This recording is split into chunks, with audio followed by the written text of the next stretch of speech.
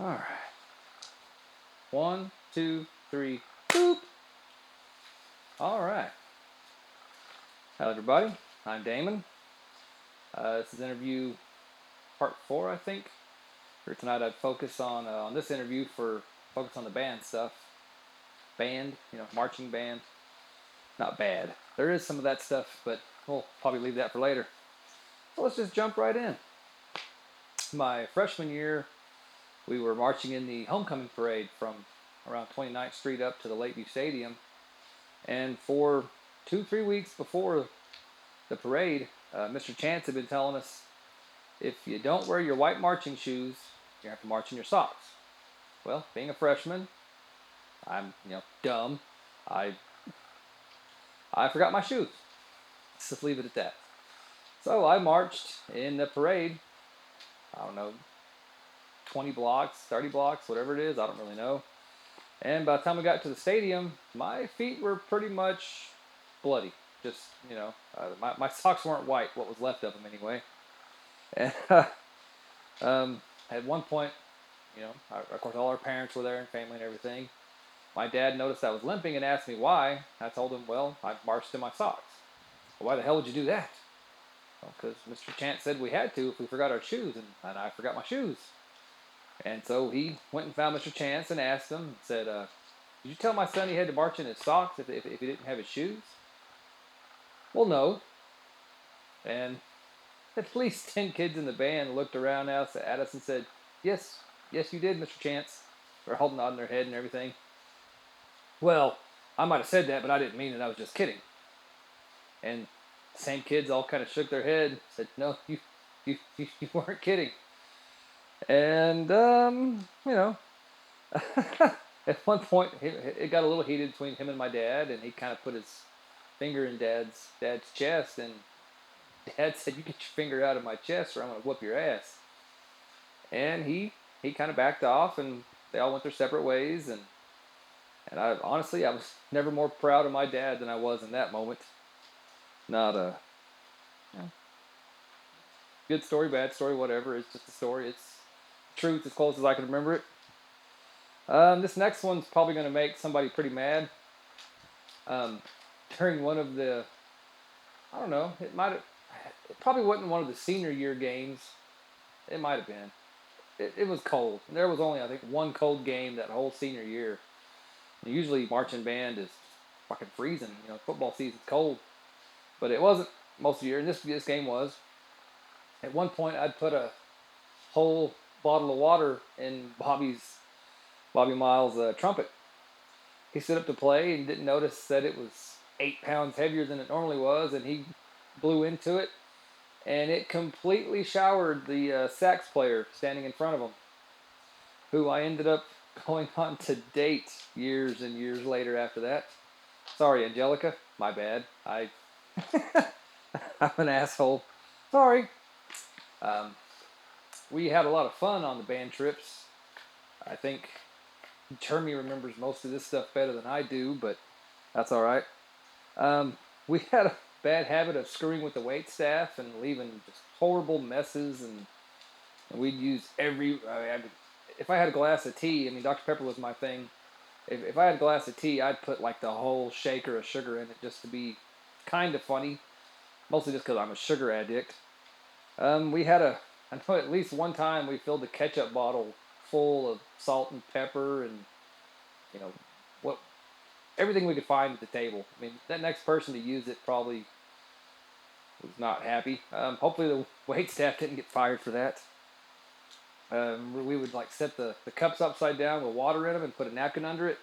And if you pull the napkin out just right, it'll make kind of a vacuum and a suction, and the water won't really leak out until you try to pick up the glass, and then it all just comes pouring out. And oops, sorry for whoever had to clean that up.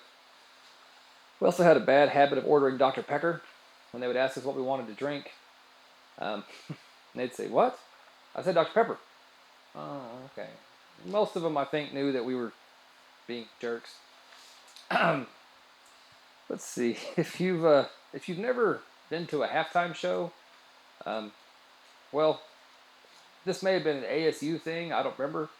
But when you're looking at the marching formations the band goes through, nearly every one of them looks like a vagina. It does. It's weird. Like I said, maybe not so much at Lakeview, because I doubt most of us knew what a vagina really was at that time. But by the time we got to ASU, I mean, every single formation we made, except for the ASU logo, on the field, they all look like vaginas. It was really weird, I thought. But whatever. Uh, One of my buddies, a French horn player named Mark, he, I guess he was bored with band. I don't know. Maybe it was the director. At that point, it was Mr. Graham, and we all loved kind of screwing with him. We weren't super fond of him. Hey, truth hurts. Um, he would just sit there and just completely fall backwards out of his chair, just to disrupt the band, I guess. And I mean, to me, it was just the funniest thing in the world. I'm sorry, maybe I'm a jerk, but hey, it cracked me up. Um, One of our jazz band concerts, we played for the opening of Winn Dixie. I think it was the one right there on the Loop. It's the Christians in Action building now. It was in much better shape when it was brand new. Um, at that point, the jazz band was pretty small. I think it was me and one or two other trumpet players, and it was freezing. I mean, just absolutely freezing out there. I don't know what it was, but that's to me it was the best I've ever played.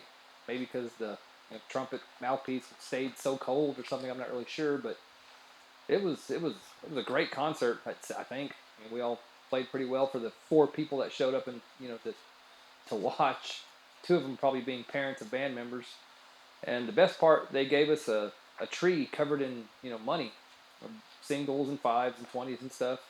And being in high school, we'd never been paid for a gig. We're like, hey, we're rich. Yeah, Mr. Graham took all the money, but we stopped at the store on the way and he bought us all hot chocolate, so that was kind of nice. Um, one of my favorite memories, after one of the football games my senior year, we I got invited by a trumpet player named Tony to go to Fuentes after the game and eat dinner. And I was a nerd, I was a dork, I was a square. I had never got invited to do anything. Pretty much my whole high school career, I was the, go straight home after school and either go to work or do my homework. I didn't hang out with people after games and stuff, and it it was really special. I mean, it was. Thank you, Tony. I mean, it really meant a lot to me then, and it still does today. Oh, Misty Dye. Love her to death. She was always great to me, except when we were marching. She would do flags, the flag twirling during marching band, and during one one section of the show that one year, probably my sophomore year, maybe my freshman year. I think the trumpet line was marching backwards and the flags were marching forward, and she would nail me in the head every single time with her flag. I'm not saying she did it on purpose, but she was damn sure consistent.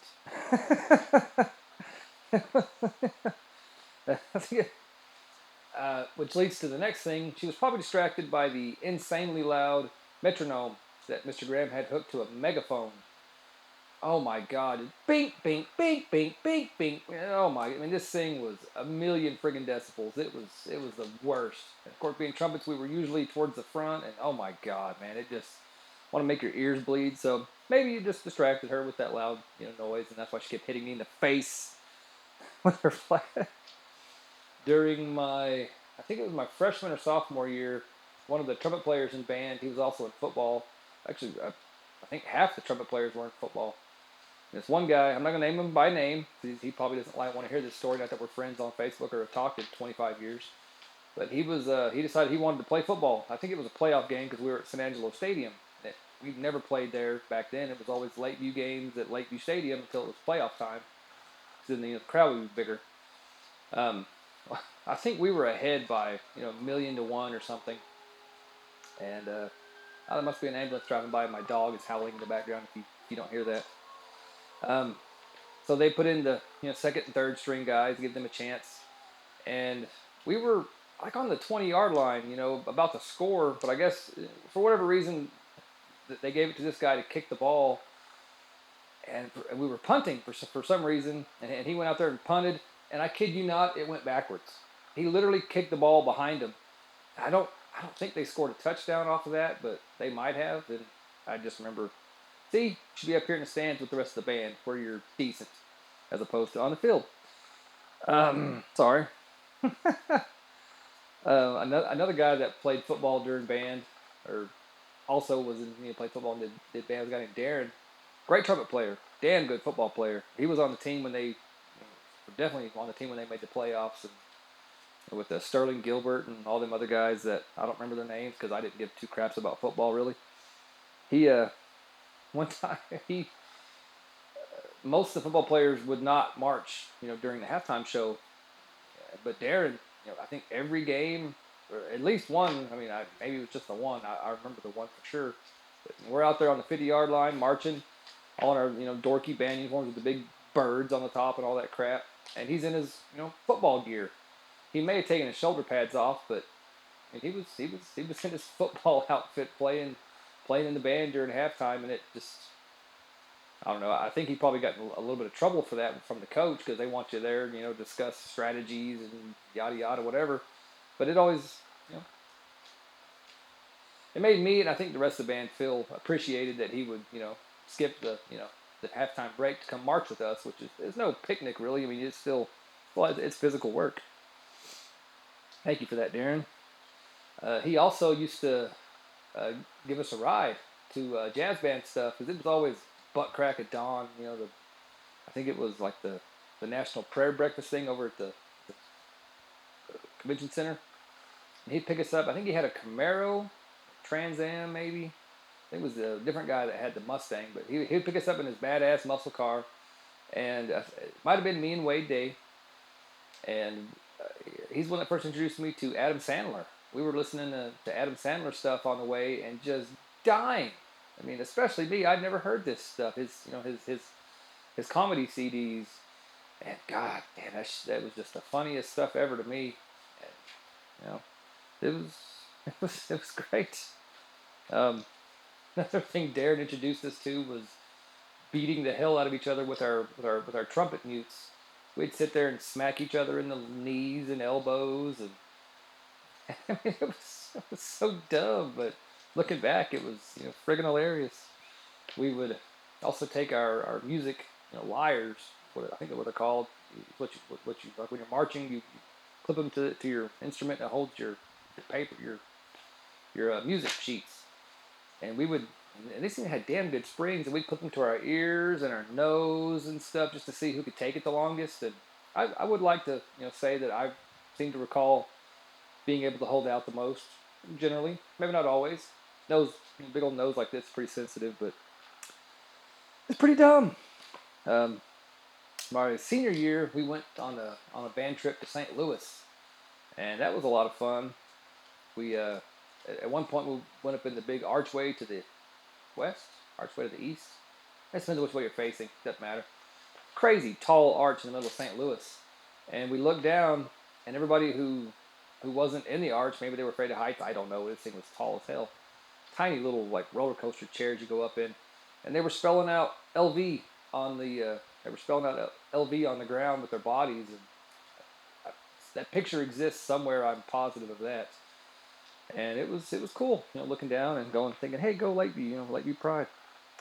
Also, spent a lot of time on that trip making out, sitting right behind the adult sponsor, who, when we got back, I think she said, I'm so proud of you. You didn't cause any trouble or do anything bad. I'm not sitting there thinking, okay. I mean, I had a titty in my hand the whole time, but yeah, okay, yeah, I was good on that trip. Sorry, I'm not gonna tag anybody in this video because of that right there. But anyway, moving on. My senior year, I had a blue Ford pickup, and after Lakeview burned down the end of my junior year, the band would meet at the Lincoln Band Hall because it was only 3 blocks from school.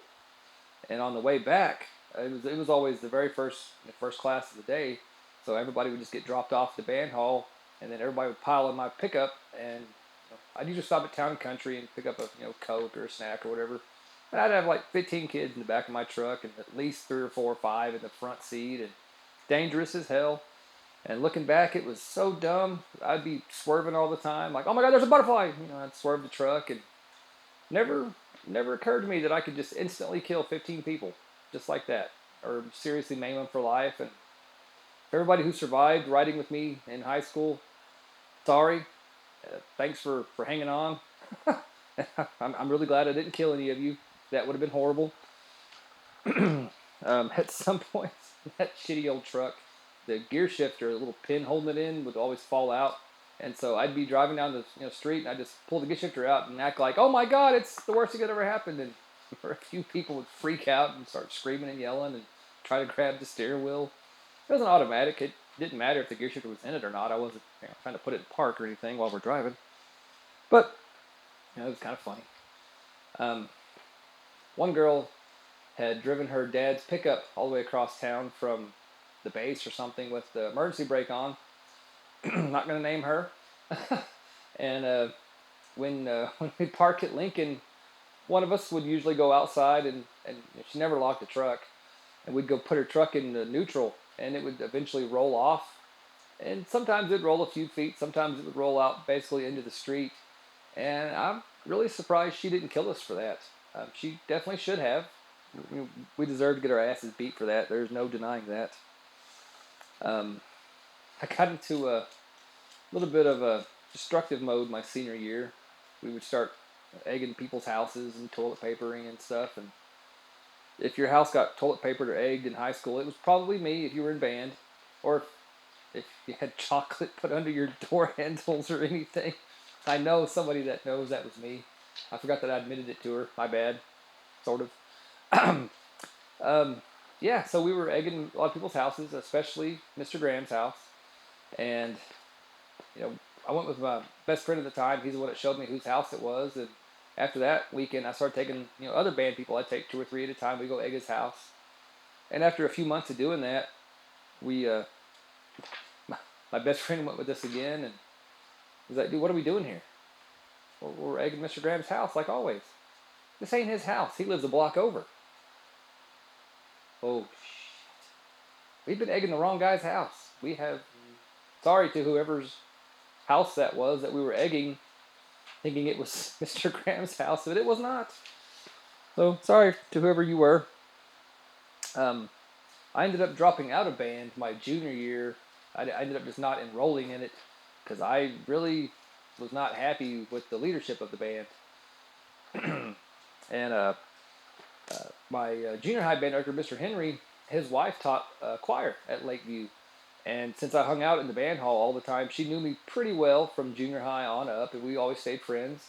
And she had heard through the grapevine and mentioned that I wasn't going to do band that next year. And she said, hey, choir, come on, now's your big chance. And I'm like, no, I don't sing. I'm not any good at singing. I said, well, why don't you be in show choir? All you got to do is, do jazz hands and dance. So you don't have to worry about the singing part. We got that. Just basically, you'll be a warm body. And so I joined choir for the first time ever. I'd never done choir, junior high, high school, or grade school, really. And it was a lot of fun. We did, one show was That Thing You Do, the Tom Hanks movie. Fantastic movie, great music. And I got to be the drummer. So at the end, I'd put on glasses, and I had a pair of drumsticks, and it was dumb.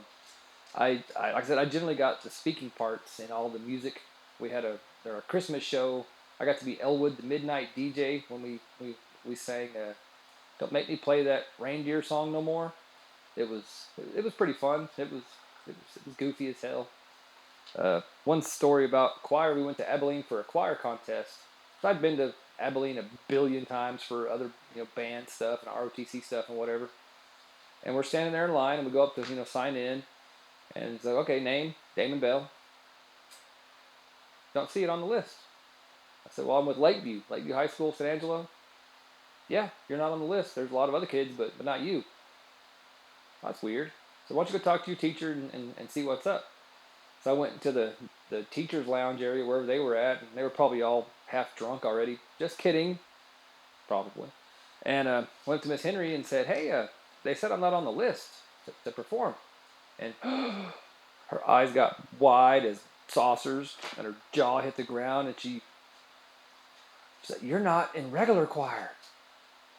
Yeah. Well, to be in show choir, you have to be in regular choir. You're the only person that I let be in show choir without being in regular choir, and that's when we did the sign up. So I forgot to sign you up, and she started bawling her eyes out. I said, I don't sing. I'm not a singer. It's not one of my strong suits. Never has been. And I wasn't upset a bit. I was happy. I got to go screw around all day. Didn't have to worry about the aria that I didn't practice. So. And I kept trying to get her to calm down. I said, Henry, it's okay. I'm not upset. I don't care. I didn't want to be here. I didn't want to be singing here anyway. It's okay. And I'm not sure she ever forgave herself for that. But I mean, I thought it was hilarious.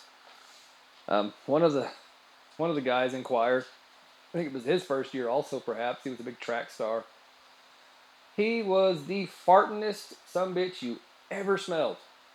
I don't know what it was, but that dude was just farting constantly in choir. You know how hard it is to sing when you can't catch your breath because you're afraid to breathe? Yeah, it sucks. So thanks, buddy. Whatever. You were good at track. You sucked at choir.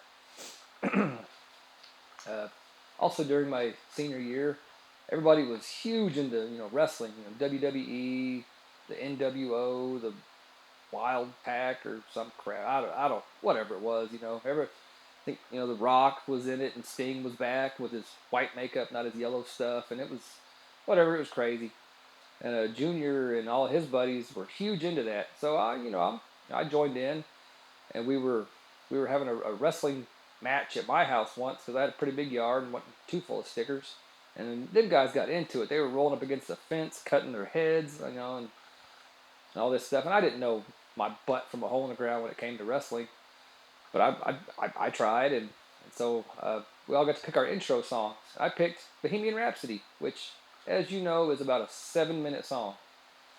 And I really only liked, the middle third of it. It's loud, it's rocking, it's good, and yeah, it was the most boring thing ever, just waiting for me to make my intro, and it was okay. Hey, I'm ready to wrestle. 5 seconds. It was stupid. But all that wrestling led to an injury. Not even that day. After band, one day we were all walking out to my truck to go over to Lakeview, and a couple of guys were wrestling at the edge of my truck. I think one guy was actually wrestling with my truck. Whatever. And so I generally carried a knife. I'd had at least 10 knives confiscated by the principals and teachers at Lakeview. Like, Damon, I told you about this. And never got in any trouble, never a write-up or anything, just kind of a verbal warning. And so I pulled out my knife, just trying to be funny. This thing was sharp as a friggin' razor, all serrated and everything. And I'm, come on, man, come on, why are you messing with my truck? Da da da da.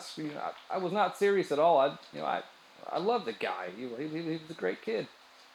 And I ended up slashing out towards him.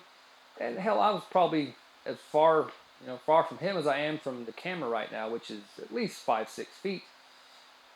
He reached out and tried to grab the blade, and it cut his fingers to the bone. I mean, the pinky, I think especially. I mean, you could see bone. It was deep. And we all started freaking out, and we rushed back to school, got into the nurse's office and everything. And that was the first time I ever got in any kind of real trouble at school. I got a few spats at Goliad, maybe a spat or two at Lincoln, but by the time I was in Lakeview, I was pretty square. I could admit that now. I was a dork.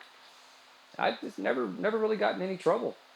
And I got OCS. I think it was for 5 days. They let me out after 4 because I was the only one in there who wasn't the usual troublemaker. And I was the only one being punished in there, really. Everybody else was in there constantly. They got in OCS to get out of doing school. And so for me, I would do my a week's worth of work the first day I was there. And they didn't give me any books to read, I don't think. And so I just sat there being bored for 3 more days till they let me out. And Julio, I'm sorry. Sorry for stabbing you. Sorry for it's not my place to apologize for that other thing with Rachel. But anyway, so in case you didn't remember, the school burnt down into my senior year. Moving on from that last story. Sorry, Julio, again. The school burned down, and at one point, I guess they gave all the parents the number to call for the insurance company to claim any damages or losses you had in the school. And my mom called, or they called us, whatever it was, and said, "Well, the band hall didn't burn or anything, but it got a lot of smoke damage and water damage. Um, what of yours got damaged?" Mom told them. She asked me about it, and I said, "Oh, nothing but the case. My case was raggedy, but it did smell heavily of smoke." And so they said, "Okay, well, how much is a new case?" And I got the fanciest one I could find, a good travel case. And it was like $200. She's like, "Okay, what about the trumpet? Did the trumpet get damaged?" No, it's solid metal. I mean, there's nothing wrong with it. None of the instruments got damaged. It's like, wait, what? Yeah, none of the instruments got damaged. I mean, they may be a little smoky, but I mean, just the case is really the only thing that got damaged in all our uniforms and stuff. Well, every other parent has been asking for a brand new instrument. I mean, it's like every single other person's getting at least $2,000 or $3,000 for a new instrument, and all you want's $150 for a case. Yeah. Oh well, I'm gonna look into this. So sorry for snitching y'all out. I'm gonna blame that on Mom, although it's not really her fault. But well, that's it for the band stories for now. I will be back with my favorite teachers and some ROTC stories and some other random stuff. If any of y'all are interested in this, I'm going to start trying to do this professionally. No comment. No comment. If you would like me to come to your house and film you being interviewed, I would love to do that. Um, we could work out a fee. I can generally do a half-hour interview at a time, because that's all my camera will do before it turns off itself. So hit me up on Facebook, or if you know where I live, if you're still here in San Angelo, stop by sometime. So nice talking to you. Thanks for listening and watching, and go LV, baby.